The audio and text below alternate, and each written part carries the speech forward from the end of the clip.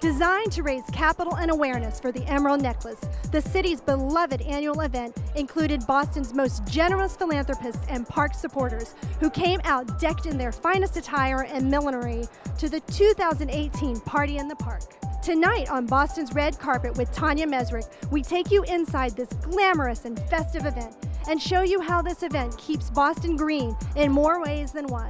That's all coming up on this debut edition of Boston's Red Carpet with Tonya Mezrich, a special production of Dirty Water Media. Dirty Water TV, Dirty Water TV, Dirty Water TV. All over Boston you'll see Dirty Water TV. Wherever you want to be, Dirty Water. Boston, you're my city. Going worldwide. Dirty Water. I love that Dirty Water TV. Love that Dirty Water TV. I love that Dirty Water. Dirty Water TV, Dirty Water. Boston, you're my city. I love that Dirty Water TV. I really do. The best. Welcome to the debut of Boston's Red Carpet. I'm Tonya Mezrich, and I am thrilled to be introducing my new show that takes you inside Boston's finest events. For this inaugural show, we picked one of Boston's premier events, an event that supports the beauty, history, and tradition that makes the city of Boston a wonderful place to live, visit, and work in. It's one of the most anticipated social events of the spring. Let's go inside the 15th annual Party in the Park. Celebrating its 20th anniversary year, the Emerald Necklace Conservancy kicked off its season to support the Justine Me Lift Fund at the must-attend 15th anniversary of the Party in the Park luncheon. Designed to raise capital and awareness for the Emerald Necklace, the city's beloved annual event included Boston's most generous philanthropists and park supporters who came out in full force to the 2018 Party in the Park. The gardens are so important to this city. They make Boston one of the most beautiful places in this country. There are so many green areas that you can spend the day in, unlike New York. Boston's better. It is. Living outside in Boston, it's sort of the best of all worlds to have these parks right in the middle of our city. More than 800 women and a few brave gentlemen mingled under a tent on the picturesque grounds of the Playstead in Franklin Park. From picture hats to fascinators to cloches and pillow boxes, every conceivable type of headgear was on display. So I'm here with Dawn Oates. She actually was a veteran of reality TV, and you can see why. She certainly knows how to capture someone's heart and attention. So let's talk about this. Okay, let's do it. So this is a Venus flytrap, eating a butterfly. Got it from a designer in Tel Aviv. The Emerald Necklace is a 1,100-acre park system that serves as a backyard for city residents and a destination for more than 1 million visitors each year. Party in the Park celebrated its 15th anniversary year with an ambitious goal to raise $1.2 million to continue to restore and maintain Olmsted's landscape masterpiece. Give back to what brought us here, and that's what we take so much from the beautiful greens, and I think that we need to give more. I can't think of a better way to spend my day with all these beautiful women and raising money for our parks. As you can imagine, the Party in the Park has changed a lot over the past 15 years, and there are still many great things in store for this event. I had the opportunity to catch up with the Party in the Park founder and some of the event's current co-chairs to learn more about the history of the event and plans for the future. I was involved with the Emerald Necklace Conservancy from the very beginning. This is the 20th anniversary year. And I had a very dear friend, Justine Me Lift, who was the commissioner of the parks. She died very unexpectedly. And we, as a board, decided we would have a fundraiser in her memory and in her honor to protect the parks. What was it like 15 years ago? Well, we had it in the Back Bay fence, and there were only about 300 people. Today we have 800. Wow! And we raised probably about $300,000, and today we raise $1 million. What is your most proud accomplishment with the committee and what you guys have done? We're probably most proud as a group staying true to our roots of the party, and Justine Me Lift who is our Parks Commissioner, and presenting the LIF Award every year at the lunch that recognizes an outstanding leader in our community who champions public spaces. I think the committee might also say that our work in engaging new guests as well as new committee members in building upon partnerships that we already have has been a true success. Tell us a little bit about the innovations for this year's event. Absolutely. So because of the size of the event, we have a bigger tent and we'll have a special video commemorating our 15th anniversary. Additionally, we're bringing in some community members to help celebrate the Emerald Necklace's 20th anniversary. When we come back, Boston Common editor Lisa Pierpont and I catch up with all of the lovely ladies and a few marvelous gents on the red carpet to talk about what they're wearing today. That's when Boston's red carpet returns.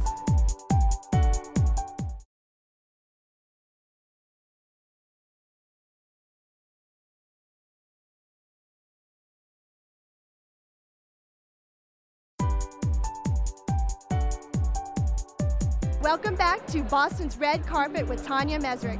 I'm here at the 15th annual Party in the Park, where Boston's finest philanthropic ladies come out to support the Emerald Necklace Conservancy. I'm joined by Boston Common editor Lisa Pierpont. Hi, Tonya. Great to see you. Welcome. Lisa and I have a fabulous time catching up with all the gorgeous ladies that have come out, decked out in their finest party attire today. Yeah, everybody looks amazing. It looks absolutely amazing. This is our version of the Oscars, by the way. We're so excited to provide a fun fashion rundown of some of the most amazing looks we saw. Let's go hit the red carpet. The green carpet today.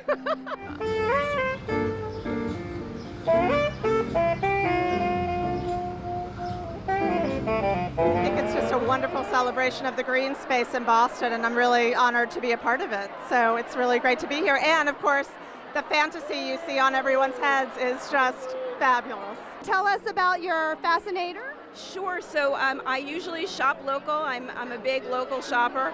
This year I went a little outside of the box. This is by Arturo Riez from Los Angeles. He's a costume designer. I love him to pieces, and I really love sort of the whimsy and feeling a little light and fluffy. My little chapeau is from a couple in Delaware, and they work together and they design these hats. And my dress is a vintage dress that I actually got with my daughter in New York City, where she lives. It's beautiful. You don't have an official hat. You have, let's see, you have your birds. I did birds. I always like to do something a little bit fun, not traditional with a hat. Who are you wearing today? I don't know. Mystery designer. Well, that designer nailed it. We Bostonians know how to take care of the beautiful attributes of our wonderful environment. Just believe in parks. I think urban areas need open space and beautiful space. I grew up on a farm in Virginia and just felt when I came to Boston that we needed to just spend time with our parks. It's just such a lovely thing for all of us. It was so great seeing all of those amazing looks. There's something so special about this event, set here in Franklin Park with the tents, the flowers, the fashions, and of course, the hats. And as you know, this beautiful scene is created so that Bostonians can enjoy the gorgeous settings in the Emerald Necklace Conservancy parks. What you may not realize is that while the money raised here today goes to support the Emerald Necklace Conservancy, it's not all about planting flowers and trees. The work that the Party in the Park supports makes Boston a healthier, safer place to live in for millions of city residents, visitors, and tourists each year. We had an opportunity to spend a day this week in the parks with the Emerald Necklace Conservancy team to learn more about how the Party in the Park helps keep Boston green in more ways than one.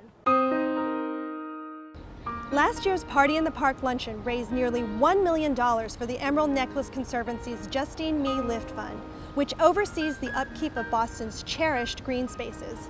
A nonprofit founded in 1998, the Emerald Necklace Conservancy protects, restores, maintains, and promotes the 1,100 acres of meadows, woodlands, and paths of the Frederick Law Olmsted-designed Emerald Necklace Park system that serves as a respite from the city for 1 million citizens and tourists each year.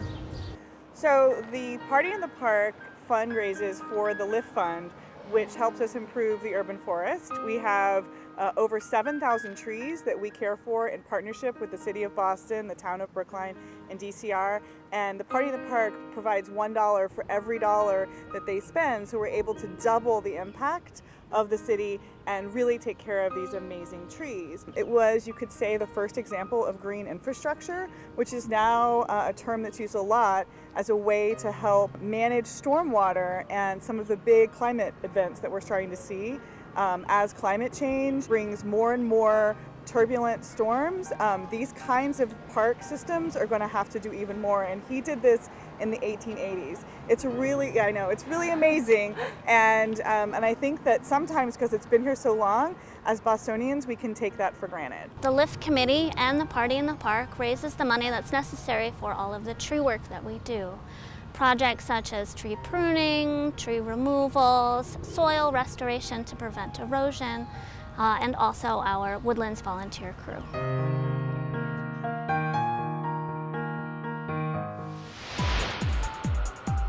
When Boston's red carpet returns, we'll take you inside the after party at the Four Seasons and introduce you to some of the luxury brands that support the green spaces in Boston as well. That's when Boston's red carpet returns.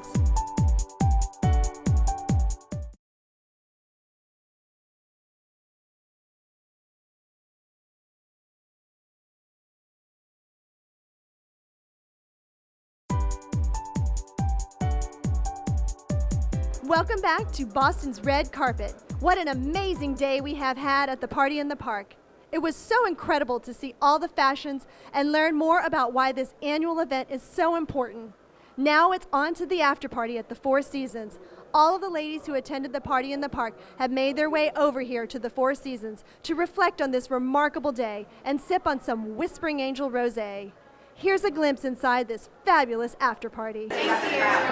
Immediately following the Party in the Park, the Four Seasons Hotel Boston has long served as the after party location where guests take this festive day of fundraising and fun into the later afternoon as they take some time to reflect on the day's events. Four Seasons Hotel Boston delivers contemporary New England charm in the heart of historic Boston. We've been so happy to be the sort of unofficial after party of Party in the Park for years now, and we decided to kick it up a few notches and have this really fun pop-up event in our lobby. With the help of Whispering Angel and our other partners, we were able to just sort of create a really fun entrance into this after party, and everyone can now just sit back, relax, have a drink, and enjoy. As Party in the Park guests wound down the day here at the Bristol Lounge at the Four Seasons, they sipped Whispering Angel Rosé and reflected on a successful day. More than wine, Whispering Angel is a life experience. Rosé is really on an upsurge. Why is it so popular nowadays? It's been so popular, Whispering Angel specifically, because of the flavors in our wine. We actually just released a new rosé called the Palm by Whispering Angel, which is a little bit more fruit forward, but it's still very easy to drink, perfect for that summer patio. It's just a great social wine. And what an incredible after party it is. The Party in the Park supports Boston's park systems and specifically the Emerald Necklace Conservancy. As part of our event coverage, we have had the opportunity to meet so many great businesses who also contribute so much to our fine city. Right next door to the Four Seasons, we have the Heritage on the Garden, a stunning shopping center that overlooks Boston's public garden. We had the chance to take a peek inside and speak with Ron Drucker, the president of the Drucker Company, and the genius behind the Heritage on the Garden, among other fine Boston properties. Located on the corner of Arlington and Boylston Streets in Boston's historic Back Bay neighborhood, the Heritage on the Garden is Boston's preeminent mixed-use retail, residential, and office complex, developed by the Drucker Company in 1988. Ronald M. Drucker, president of the Drucker Company, is well known and admired for the stunning mixed-use developments he has created throughout the city of Boston, like the Heritage on the Garden. You grew up in Boston. I did. You did? Yeah. And do you remember back when you were a young boy, and what are some of your fondest memories of spending time in the parks in Boston? You know, it's interesting because I have a very specific memory. And my mother was an artist, and we would come right over there on this edge of the pond, and we would paint, and we would make a lunch, and we would have lunch. So I have a very vivid memory of being in the park, and it was interesting and ironic that we would develop the Heritage on the Garden right in the shadow of where we were. And how did you sort of come up with the idea of, you know, changing this place into the beautiful heritage on the garden? The late Howard Elkis and I sat in a bar called Gatsby's, which was just about where Bottega Veneta is today, and he sketched out, listening to my vision coupled with his vision of what this would be. And it was influenced by pre-war New York buildings really on Fifth Avenue, on Central Park, buildings in Paris, on the Tuileries, and buildings in London on Hyde Park and Green Park, which was the inspiration for this. Occupying a full city block overlooking Boston's stunning public gardens, the heritage on the garden transformed this distinctive area of the city that now includes the Four Seasons. When Boston's red carpet returns, our Boston version of the Fashion Police will discuss some of the best dressed moments of the day. It's elegant, it's quiet. That's when Boston's red carpet returns.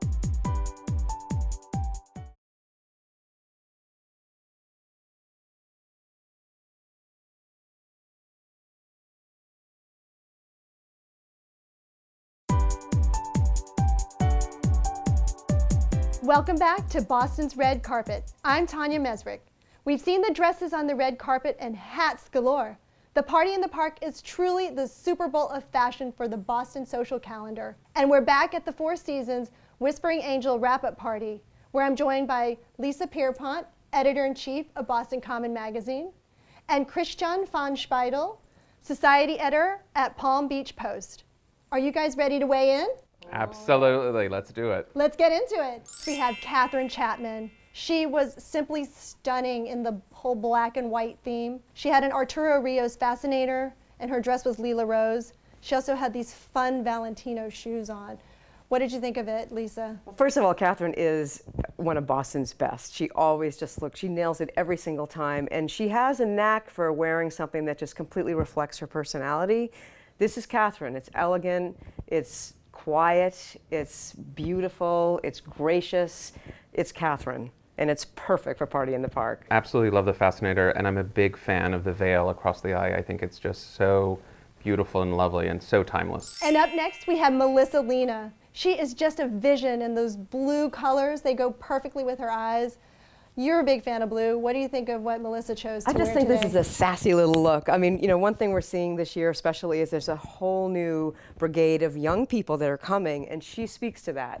It's a little short, she's got the flowing hair, a little fascinator. It's just a great, fresh, fun look. Her fascinator's from Salmagundi. Very elegant, very timeless, and I think it complements the really cute dress that she's wearing, and it's youthful, as is she, and I think it's very age appropriate and just dead on.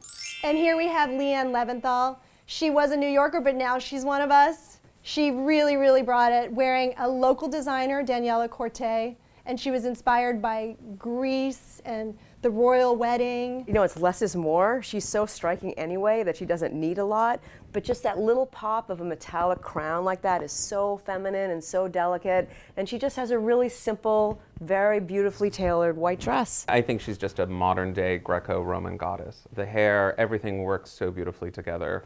I think it's a big win for me. And here we have Jessica Slater.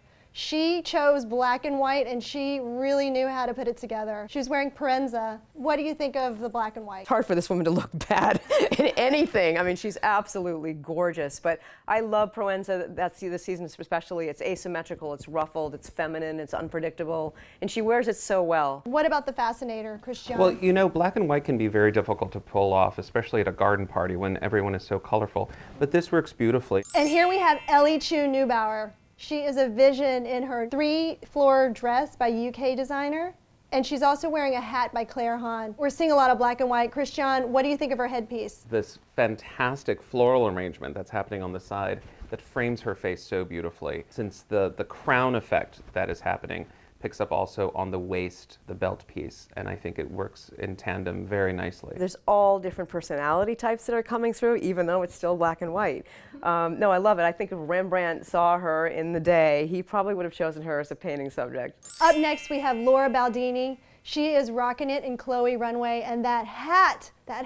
This is from Pickwick's in Portsmouth, New Hampshire. It's something to behold. It's an amalgamation of all the things she loves. What can you say about this? It's really one of a kind. Laura Baldini is not one to be scared of taking a risk. Every single year, I mean, I look at her and say, okay, Party in the Park is on your head every single year. And she's done it again this year. It's just artistic and fun. Yeah. And Tatiana, she came back all the way from the West Coast to visit us. And she's looking gorgeous with her McQueen dress. She's got a Givenchy clutch and those YSL shoes. What do you think about these pops of color, Lisa? She's not too matchy-matchy. It's something that I don't think you would imagine, well, let's wear a pink and navy dress and put a purple hat piece on, right. But it works. It's just fun, it's punchy. The fit and flare dress is very playful, but it's still sophisticated at the same time. So she's a head turner. What do you think of her headpiece, Christian? It's fantastic. You know, it's very much reminiscent of a turban of the 40s. A little bit of Hollywood flair in that regard. She is from the West Coast, of course, now. And I love the rose shade of the YSL pump. I think that's a really fun color to pair with all the others. Drum roll. Now it's time for the best hat. It has to be Laura Baldini. I mean, every year she comes out with a new creation. She's exceeded all expectations. Laura, I love you, but I'm not choosing you, okay?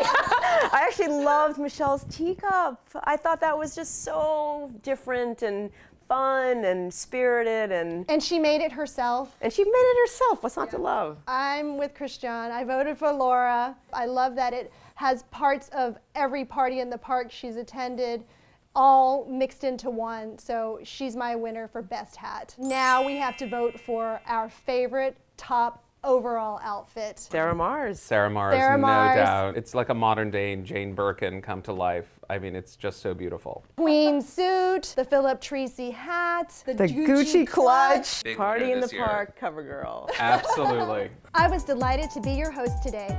I hope you had fun watching us while learning a few things about our community, our parks, and the amazing people who take care of it all. This is all what makes Boston such a unique city. Bringing philanthropy, fashion, and Boston all together is the idea of our show. See you next time on Boston's Red Carpet with Tonya Mezrich. Cheers. Cheers.